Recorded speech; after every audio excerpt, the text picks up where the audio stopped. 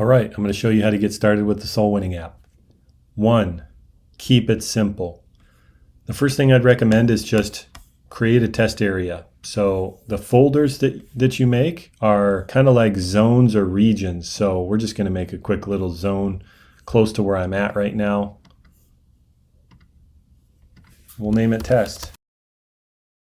If you know exactly what you want to do with your town, you can get started right away with like a north, south, east, west, but this is the easiest way to get started. And then click on the map and zoom into kind of where you're at. This is where I'm at, and we're going to make a map right here so you can kind of see how this works. Test 1.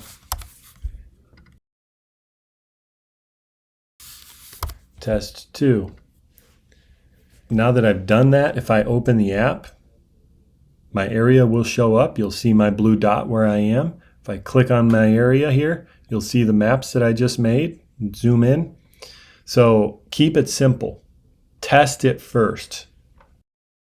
If I just click on these areas, I don't need to go to the area. I can just check into it and play around with it. Click on the houses, drop pins, add notes.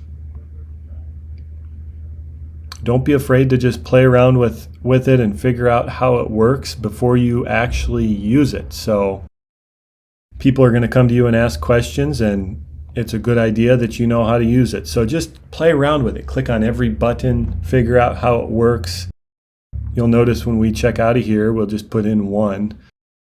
When we check out of here, you'll notice that 1 is now red.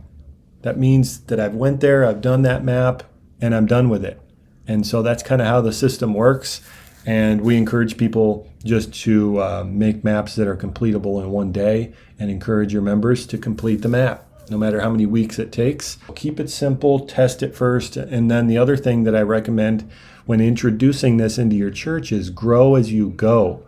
A lot of people want to kind of map their whole city and then build excitement and then launch it in their church. It's not a method that I recommend, just because it can build excitement, and then that excitement dwindles in your church about it, and then so does the use of the app, and so does soul winning. So I think if we were to treat this a little bit more seriously than just simply map some areas, start using it yourself, then get a church member to go with you, get another staff member to download it, start using it with you, and slowly start getting more people using the app and introduce it into your church as more of a necessary, useful tool than just an excitement builder. That's quickly the 3 tips that we have, the 3 best practices for getting started with SWAPP. Hopefully that helps. If you need a little more detailed instructions on how to map, what all these buttons do, then you'll have to check out some of our other videos on our YouTube channel. They'll give you a little bit more instructions on how to do some of that. So hopefully this helps you. Have a wonderful day.